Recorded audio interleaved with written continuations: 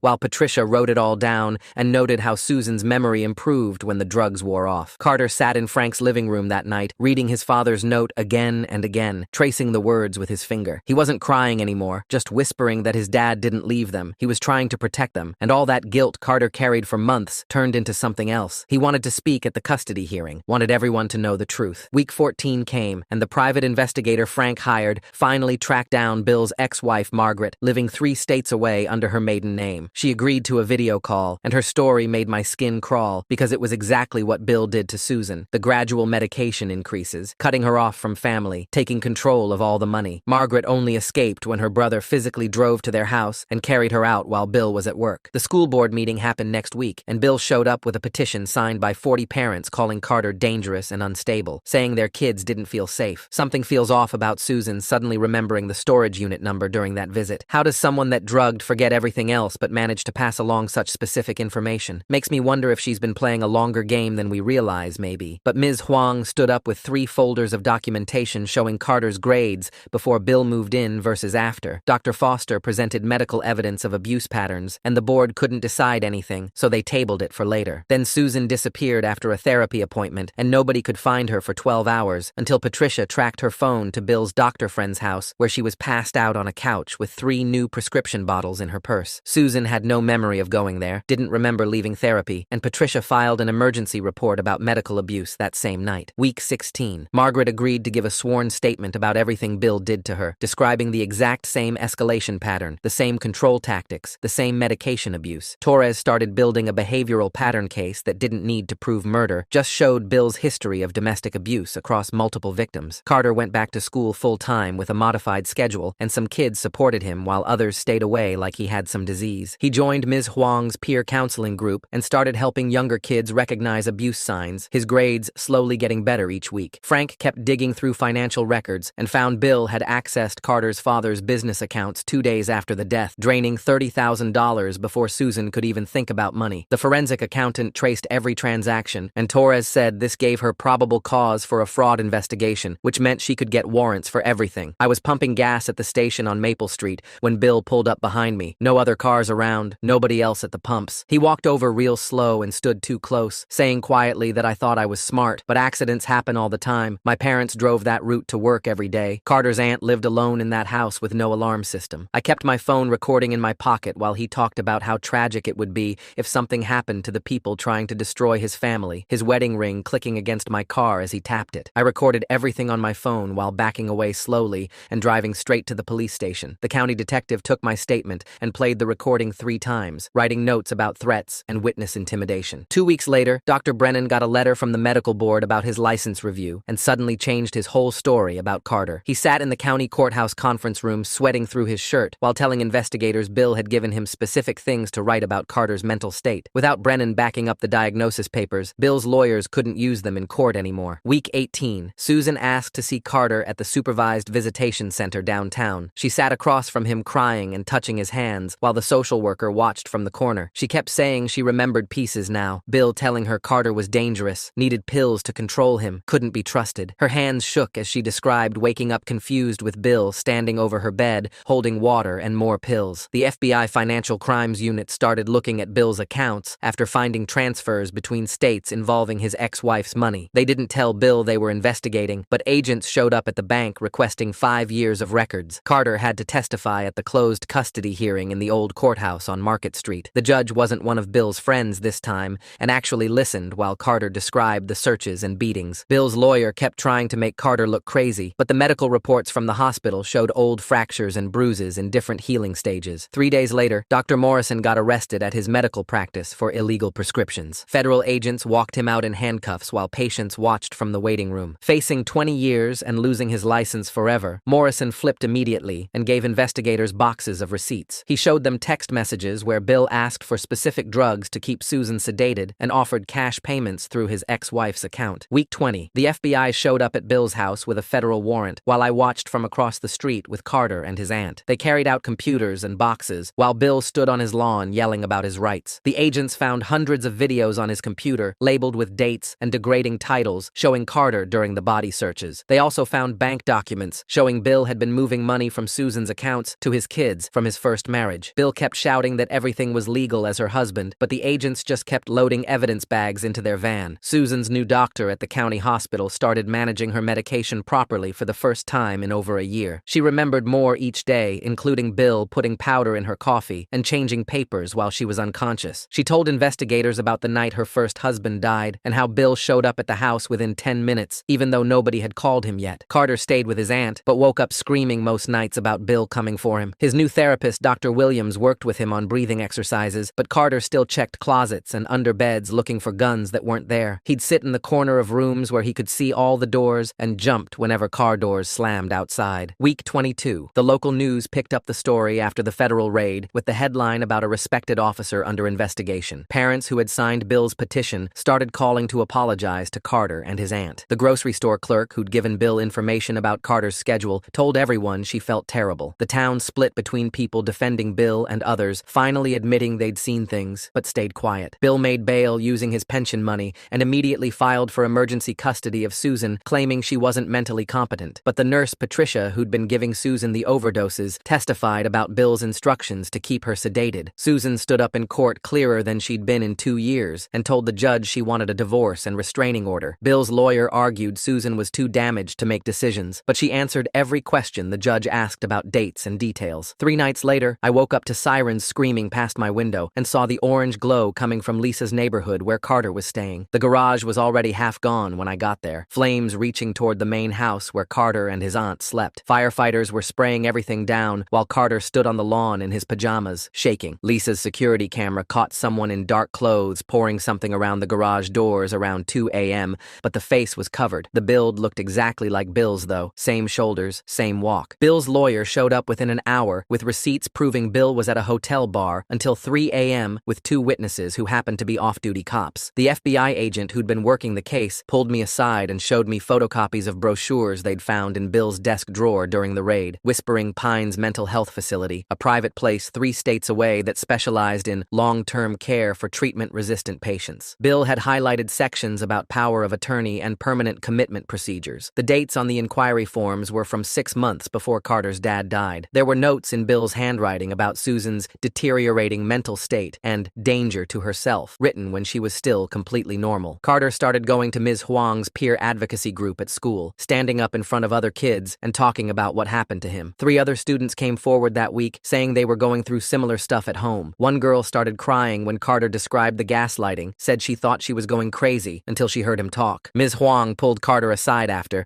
and told him he was brave, but Carter just looked tired and said he was done being quiet. Week 24 came, and Susan finally left the rehab facility, moving straight to her sister's place 2 hours away from Millbrook. She'd gained weight back, her hands didn't shake anymore, and she could look people in the eye again. She wrote Carter letters every day, pages and pages trying to explain how Bill had gotten into her head, how the pills made everything fuzzy, how sorry she was. The letters piled up unopened in Carter's desk drawer at Lisa's house. The fire investigator came back with his report, showing the burn patterns matched exactly what they teach at Police Academy arson investigation training. The accelerant pour pattern, the ignition point, even the timing matched Bill's old training materials they'd pulled from his personnel file. Not enough for charges since anyone could learn that stuff online, but Detective Torres told Carter and Lisa they should find somewhere else to stay for a while. 2 weeks later, Bill showed up at Carter's new school during lunch, standing by the fence watching the courtyard. He told the security guard he just wanted to talk to his stepson about family matters. Carter saw him through the cafeteria window and his whole body locked up, couldn't breathe, started hyperventilating so bad the nurse had to give him oxygen. The security footage showed Bill had been there since 7 a.m., just waiting. His lawyer claimed it was a misunderstanding, that Bill thought the restraining order only covered the old school, but the judge added new charges anyway. Bill showing up at Carter's new school at 7 a.m. like some creepy morning jogger who forgot to jog, that's dedication to being the worst. Margaret flew in from Arizona to testify in person, brought 3 boxes of medical records showing the exact same pattern from when she was married to Bill. The Xanax prescriptions that kept increasing, the Ambien added on top, the psychiatrist friend who diagnosed her with disorders she didn't have, bank statements showing money disappearing, Bill's name appearing on accounts, property transfers she didn't remember signing. The prosecutor started building what he called a pattern of predatory behavior case, showing Bill had done this multiple times. Week 26 arrived, and Frank drove Carter to the cemetery for the first time since everything started. Carter stood at his dad's headstone for 20 minutes without saying anything, then pulled his Eagle Scout badge from his pocket and set it on top of the granite. Frank heard him whisper something about protecting Mom now, about understanding why his dad tried to fight back. Frank put his hand on Carter's shoulder, and they stood there until the sun started setting. Bill's cop friends stopped returning his calls after the news about Margaret's testimony spread. The department suspended him without pay pending investigation, then fired him completely when the FBI shared their findings. His pension disappeared, his benefits gone, 20 years of service wiped out. People saw him at Murphy's bar every night, drinking whiskey alone and talking to himself about ungrateful kids and backstabbing friends. The bartender said he kept saying everyone would be sorry, that they didn't know who they were messing with. Then the FBI found Jennifer, not Margaret, not Susan, but another woman from 20 years ago when Bill was just starting as a cop in Ohio. She'd died from an overdose of the exact same drugs that killed Carter's dad, found in her garage with the car running. Bill had been her boyfriend, had just gotten a life insurance payout of $200,000 after her death. The case had been ruled a suicide, closed within a week, no real investigation. The detective who'd signed off on it was Bill's academy roommate. The FBI tracked down Jennifer's sister in Oregon, who'd been keeping a box of Jennifer's letters for 20 years. She handed over everything without hesitation, told the agents she'd always known Bill killed her sister, but nobody would listen to a teenager back then. The letters described Bill's control patterns exactly like what Carter went through, the medication doses increasing, the isolation from family, the way he'd twist every conversation to make Jennifer doubt herself. 3 victims across 2 decades using the same playbook every time. The toxicology expert the FBI brought in spent 2 days reviewing Carter's dad's autopsy files and found something the original coroner missed or ignored. The drug combination in his system would have required someone else to administer at least part of it, since the sedatives would have knocked him out before he could take the rest. Not enough for a murder charge on its own, but it raised enough questions that the county had to reopen the case. Susan was staying with her sister now, 3 weeks clean from the pills, and she called me crying one night about remembering things she'd blocked out. The night Carter's dad died, Bill had made her take double her usual sleeping pills, said she looked stressed and needed rest. She'd woken up around 3 in the morning to use the bathroom and Bill wasn't in bed, then heard him come in the back door at 4, claiming he'd been watching TV downstairs the whole time. She'd been too drugged to process it then, but now it made her sick. Carter started at a new school 2 districts over where Lisa had moved them both for safety. Nobody there knew about Bill or the trial or any of it, just saw him as the quiet new kid who was good at math. He made friends with some kids in his chemistry class who invited him to play basketball after school. For the first time in years, he was just Carter, not the kid with the dead dad and psycho stepdad. The federal prosecutor met with Bill's lawyer to offer 15 years if he'd confess to the fraud and abuse charges, avoid a trial that would destroy what was left of his reputation. Bill fired his lawyer on the spot, told the prosecutor he'd represent himself because his connections would get him off like they always had. The prosecutor just shook his head and left. Bill's mother put up her house for his bail again, swearing her son was innocent, and he walked out that same afternoon. That night, Carter's phone rang from Bill's number, just breathing at first, then Bill's voice saying this wasn't over before the line went dead. The FBI traced it to a gas station 3 blocks from Lisa's new address. They increased protection immediately, but everyone knew Bill had cop friends who'd tell him anything. Dr. Morrison finally cracked under pressure